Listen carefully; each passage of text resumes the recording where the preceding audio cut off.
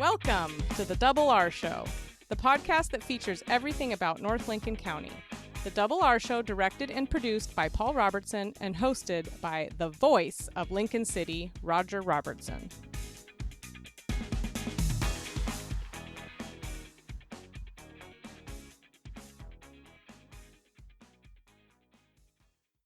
And welcome to the Double R Show. Double R here along with son Paul, and today we're going to be talking about Easter. Yeah, a little bit about the Holy Week that's starting here for, two of the great world's religions, right? You've got Judaism is also in celebration period with Passover, but for the Christian belief system, we have a couple folks coming here. One from the Lutheran Church, Pastor Jim Keyes, right? Mm-hmm. Pastor Jim Keyes, and then John Newt, or Knutson, as his full name is. He's a minister up there at St. James Santiago. And it is interesting, both of them have a similar slant, but a different slant on the Easter celebration, and we look forward to hearing from them. Then we're going to talk with Lori Architoris about an Easter event that has nothing to do with Easter. Yeah, it just happens to fall on Easter weekend this year, and it's the Great Oregon Coast Garage Sale. The Great Oregon Coast Garage Sale, and you definitely want to stay tuned to a little poem that she's going to bring to us. It is wonderful. And it's about how it's brought people together in the same sense. So. And bringing the people together is what the show is all about. We'll go back and do that right after this. Saturday, April 12th, Chinook Winds presents a special one-night-only tribute to the one and only Bob Seger.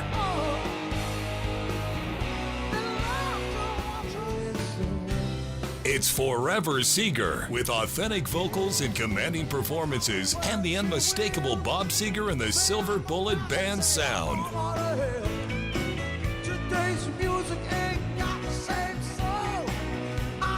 Tickets start at just $20. Reserved by phone at 888-MAIN-ACT, online at ChinookWindsCasino.com, or at the Chinook Winds box office. This is a 16 and older event.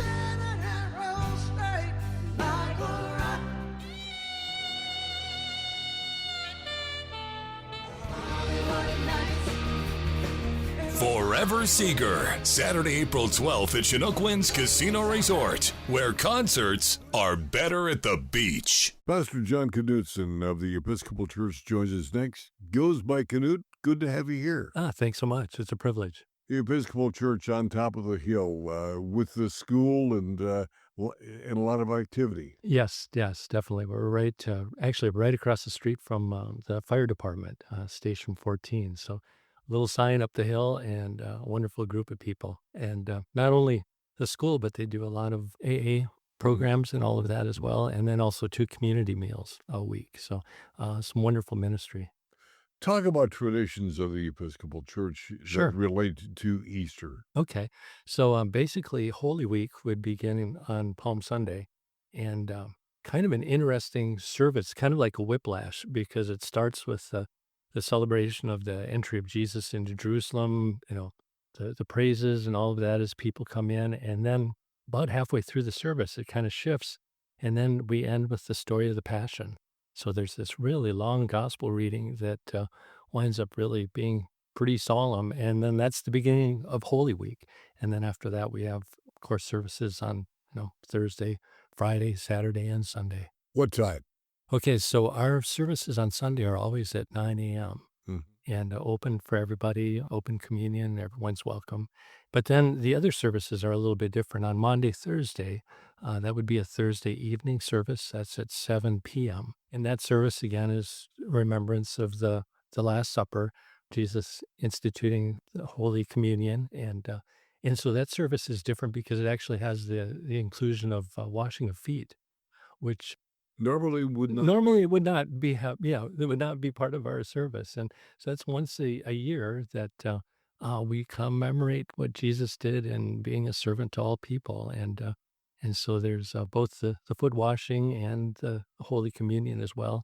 And a special remembrance of the Maundy comes from the Latin word mandatum, which is that mandate where Jesus says to love one another as I have loved you. And that's the whole focus of that Maundy Thursday. Holy Communion service. Are there a number of activities that are family oriented within the Easter celebration at the Episcopal Church? Not so much at the church here, but Okay. a lot of families would be doing, Easter egg hunts and things like that just to kind of help celebrate that whole experience as well. But nothing out of the ordinary during that week. As you look at your ministry here in Lincoln City, you bring to the table what, Pastor? I think part of it's just my background of being with congregations in a variety of different settings that have uh, really striven to be more welcoming and trying to be more hospitable to folks and understanding that it's a scary thing to walk into a church for the first time. It can be very intimidating. You don't know how people are going to respond or if you'll do something embarrassing or whatever. And just trying to understand that when people show up at the door, they're already kind of in a very vulnerable place, and so we really need to just step and go over the top with just letting them know that we're just glad they're there, and whether or not they're there long term or one time, they're all in the journey with us, and we're all part of the same family. Are there any misconceptions that you'd like to debunk at this point in time about the Episcopal Church? What probably part of it is that you have to be like some sort of holy have it all together spiritual person or something. And that's the furthest, church is a hospital for sinners. We're all fallible. We all make mistakes. In fact, I make mistakes every single service. I'm going to goof up something, I'm pretty sure. And we just go on. It's where your heart's at. And we're all just trying to please God. We don't have all the answers. I think all denominations have their gift and we all have our blind spot. And so we'll try to bring our best to the table and to the potluck and be the church together. I guess there is a line in the scriptures, all have sinned and fall short, right? Yes, there is. Yep. And we're all there. And the good thing is God's grace is for everybody. I've always told people that I've never yet met a parent that said, I'm going to wait till my child gets to be a certain age or has a certain experience or whatever, and then I'll decide whether or not to love them. You love that child even before they're born. And that's the way God's love and grace is for us too. It's just for all of us all the time. And God's the one that keeps reaching out to us. And again, so people can know Easter services, what time at the Episcopal Church here in Lincoln City? Okay, so Easter service would still be at 9, just Okay. one service, and then we have 2 other additional services besides Maundy, Thursday, and Easter. On Good Friday, which would be the Friday before Easter at noon, we'll have another service that's more solemn. Also has the story of the Passion and all of that. And then on Saturday at 8 p.m., we have the Easter Vigil, and that again is a very solemn service with about 10 different readings and then Holy Communion at the end of that. And it's actually the first Easter service. The Easter Vigil used to be a time where people would, after having the season of Lent and going through preparation to be baptized and become a believer, that would be the night that they would become baptized, have communion for the first time, be welcomed into the church. We don't have that, but that's part of the tradition of where that started. Would you say that Easter and Christmas are obviously the two biggest celebration times in the Christian church? Does one outweigh the other? Easter. Okay. Easter, definitely. Why? Because it's the thing we know most of. Even some of the Gospels, Gospel of John, a third of the whole Gospel is just that last week of his life. And we're all born, but none of us has been crucified and resurrected. And that's where we find our hope. Christmas is beautiful, not to take anything away from that, but Easter, and that's why we have Holy Week instead of Christmas Eve or Christmas Day. It takes a whole week to be able to kind of walk down that path and really celebrate it the way, and observe it and celebrate it the way it deserves. Home-style cooking in a hometown atmosphere. Hi, I'm Adina from Zeller's Restaurant in Rose Lodge in Lincoln City. Join us daily for good fun and great food. You can even kick up your heels at Zeller's.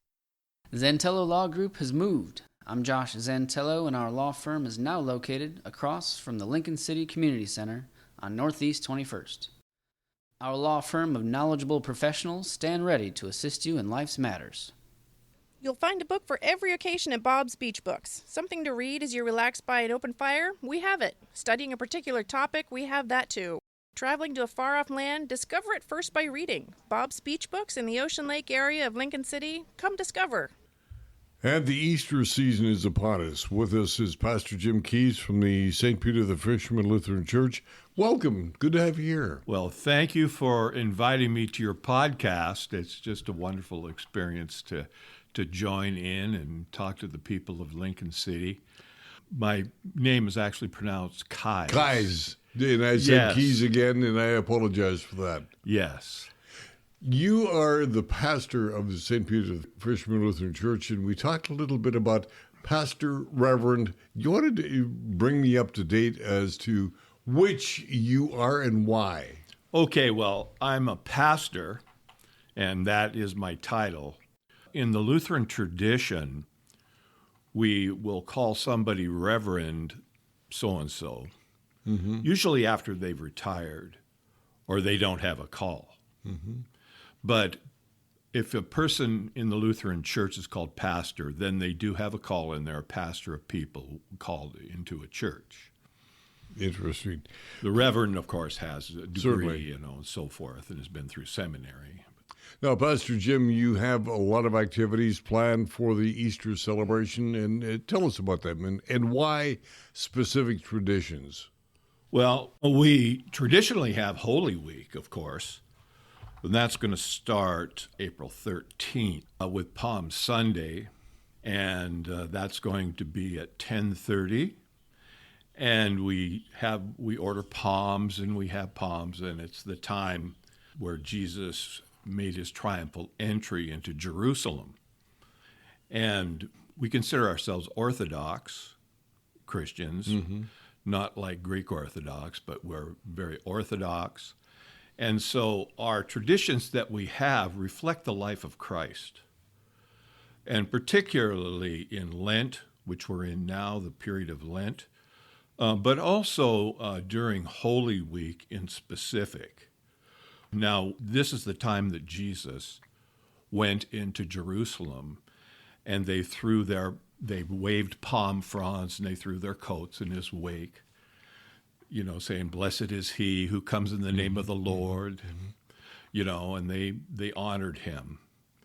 But soon they would turn against him, ultimately. So then we have a Maundy Thursday. Which is also going to be at noon, I believe. And Maundy Thursday is the time that Jesus was in the upper room on the night that he was betrayed. And this is, you mentioned Passover. This was Jesus's Passover. And the Passover comes not always at the time of Easter, does it? Or does it? Well, the Passover, the Jewish Passover, comes at the 15th day of Nisan in the Jewish calendar. Okay. Like in the book of Exodus, it says it comes in the month of Abib. But this is the Passover that they're supposed to, it's called the Feast of Unleavened Bread, that was given to them by Moses because of the last curse that was upon the Egyptian people. Which was the death of the firstborn. And the Jewish people were to sacrifice a lamb that was 1 year old, without spot or blemish, that its bones were not broken, and take it into their house, and they were to take with a hyssop branch and paint the blood of the lamb on the doorposts and the lintels. And they were to only have unleavened bread, because unleavened bread, you have to wait for it. And they were pretty much on the run at that time, and the bitter herbs as well. When they painted the blood on the doorposts and lintels, this was the destroying angel would pass over them. And that's where you get, Moses actually instituted the Feast of Unleavened Bread of Passover. And this is the time in the Christian church, Maundy Thursday, which would have been Jesus's Passover feast, the first day of the Feast of Unleavened Bread, when he was there in the upper room. And when Jesus says, take, eat, this is my body, this is my blood. Well, Jesus is literally saying, I am the Passover lamb.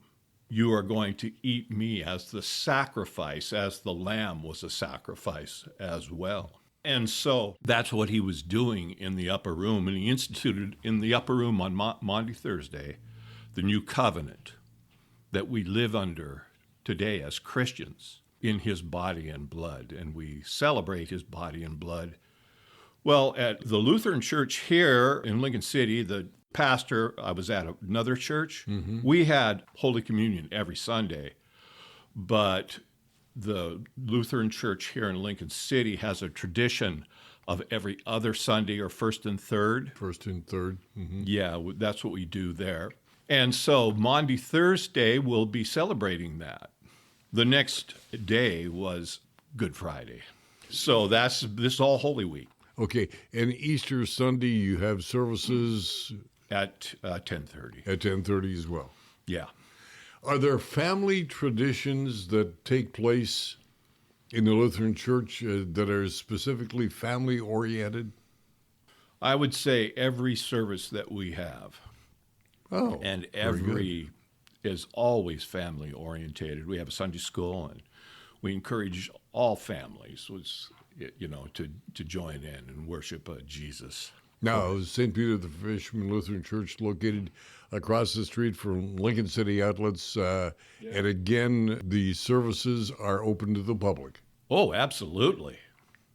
Absolutely. We invite anybody to celebrate the kingdom of Jesus Christ, our Lord. You can bet on that. Wouldn't it be great to have all your insurance needs handled by one agency? This is Charlotte Lado with Farmers Insurance and the Insurance Store.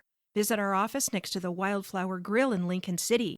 Let us be your one stop for your personal, commercial, health, and Medicare insurance needs. If you're looking for great early garden fresh produce, it's Kenny's IGA in the Bay Area of Lincoln City.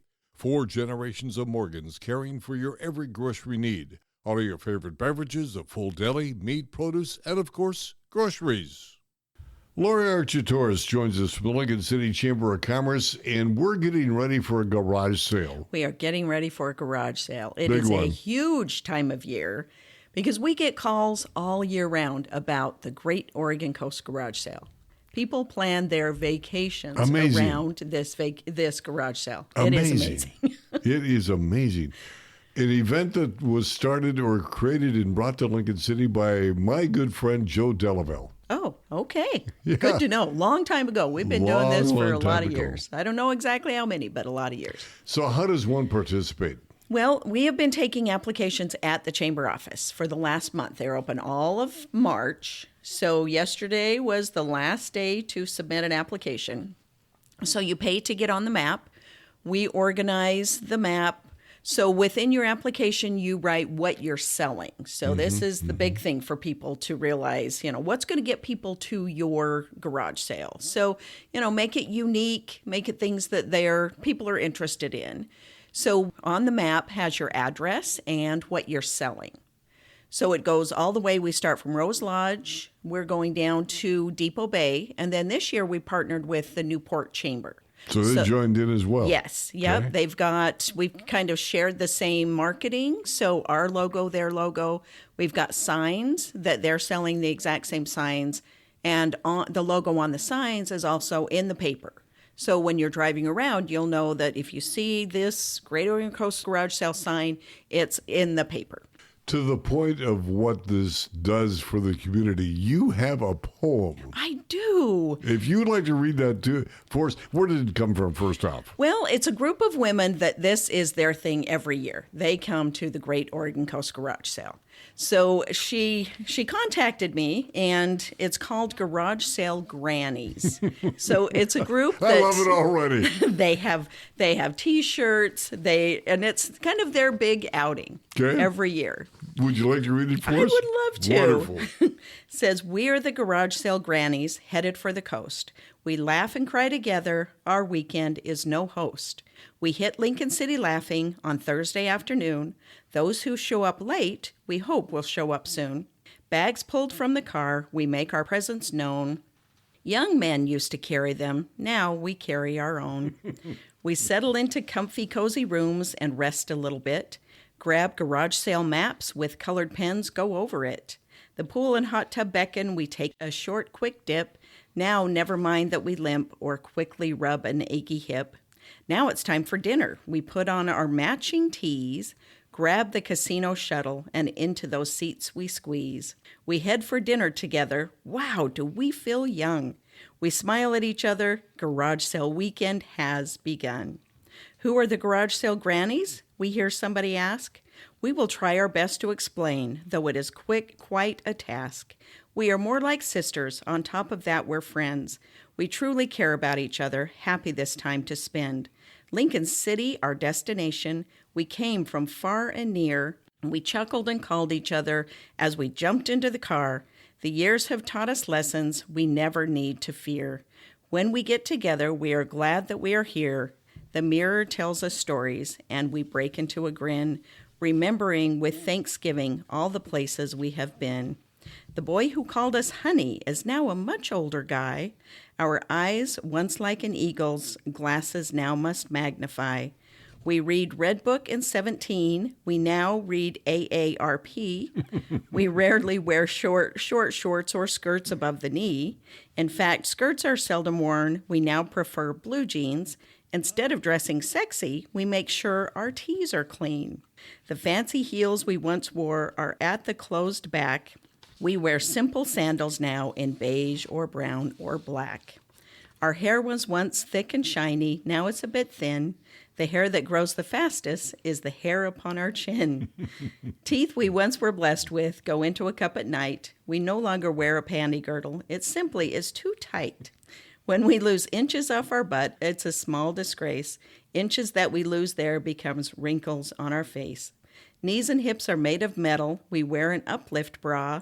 Young kids under 50 have not seen the things we saw. We now know who we are. At last we have arrived. When we look into the mirror, we thank God we are alive. We can get together, share our failures and our fears, laugh until our sides ache, and share some salty tears. We've done our best to be the best. We have just begun. This weekend is dedicated to simply having fun. The kids with their problems we have left at home. We confess to our dismay. At last, these kids are grown. The grandkids, we sure love them with all our heart. Mom and Dad can worry now. We have done our part. We are the garage sale grannies, the very best of friends. Next year, we hope we'll be back to do it all again. That is wonderful. I know, it's a great poem. That is marvelous. I love that story. That really tells the story of the garage sale weekend. It does. And how, kind of what's happened through the years, how long they've been getting together. But the best thing about it's something that gets them together, that they like to do together. So April 18, 19, 20, the registration is complete. The map will be found where? In the Oregon Coast Today newspaper. Okay. So it'll be available online, I believe, April 11th, and then it'll be in the April 16th publication. Okay, so don't miss out on finding the bargain of a lifetime. And I'm just going to apologize right now. I've apologized 100 times. I'm sorry. Sunday is Easter. We have it on the third weekend of April every single year. So some years it falls on Easter, and a lot of years it doesn't, but it's third weekend of April, rain, shine, or Easter. And how many people have registered? We've got about 82 on ours, and I'm not sure how many Newport has, but there will be, and people, a lot of them don't register because they're like, people on my block have registered. So they're just going to put out their garage sales. So there will be hundreds of garage sales in town. Again, it is April 18, 19, 20, sponsored by the Lincoln City Chamber of Commerce. The great Oregon Ghost Garage Sale. Be patient. Be patient with those garage sale hunters. Northwest Septic Service is your one-stop shop for all your septic needs. Northwest Septic Service offers pumping, maintenance, repair, and inspections with one call, 541-994-6977. Buying or selling a home? Northwest Septic Service can inspect your sewer line or an entire septic system. Old or failing septic system? Northwest Septic Service can rejuvenate most drain fields, saving you thousands of dollars. 541-994-6977. Serving Lincoln, Tillamook, and Yamhill counties, Northwest Septic Service. We at La Roca are proud of our food, but don't take our word for it. Read the reviews. One person wrote, "The service was friendly and efficient." Another writes, "La Roca has become one of our favorites because it's authentic Mexican food." It is indeed the Easter season, and our special thanks to the ministers that have joined us from the Lutheran Church and the Episcopal Church. Interesting different takes from both gentlemen on this Easter season. And now Palm Sunday is this Sunday, backed up with the Maundy Thursday, and of course the Good Friday, and then Easter Sunday. Yeah, and so lots of services that they're offering. And even on Easter Sunday, a good friend of mine, Pastor Ron Watson from the Taft, used to be Taft Evangelical Church. I'm sorry, I don't know the new name of it now. Calvary Church. Maybe. Calvary, that's right. I think maybe, yeah. He announced on Facebook where they're going to be having a sunrise service on the dock in Taft. Oh, that's kind of a cool ceremony. That's a good idea. From your side of the table, we have what? Well, we're pretty much done for a little bit here. Like I mentioned last week, we're going to be launching this Bice for Beach Ambassador program and then be doing some experiences. Of course, we are still right in the midst of our educational programming for Taft kids and Ocean Lake kids and St. James Santiago kids and Nesco Valley Schools, a whole mix of youngsters coming out to join us out in the biosphere. And be involved in community days. Yeah, so Community Days is right on docket here now, too, Absolutely. right? So Mudflat Golf, we got the Beach Bonfire on Friday. Of course, the garage sale kicks off. Saturday, we got some pancakes, right? Well, that is the 26th. Oh, the second Saturday. The second Saturday. Closing out Saturday. Yep. You got some pancakes down at Moe's. It's a Kiwanis pancake breakfast. Just lots of good things. Yeah, Surf and Earth there on Saturday the 19th. Yeah, lots of great events. And if you happen to be a veteran, the 23rd at the Ed Johan Veterans Park here in Lincoln City, right next to Bob's Beach Books, free hamburger feed. Yeah, that's a great event.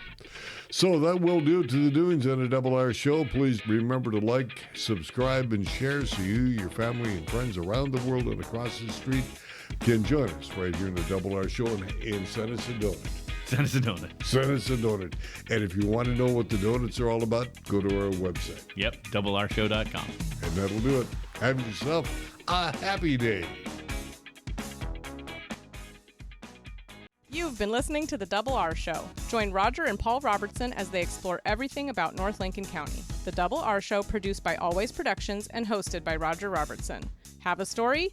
Email contact@alwaysproductions.com or call 458-201-3039.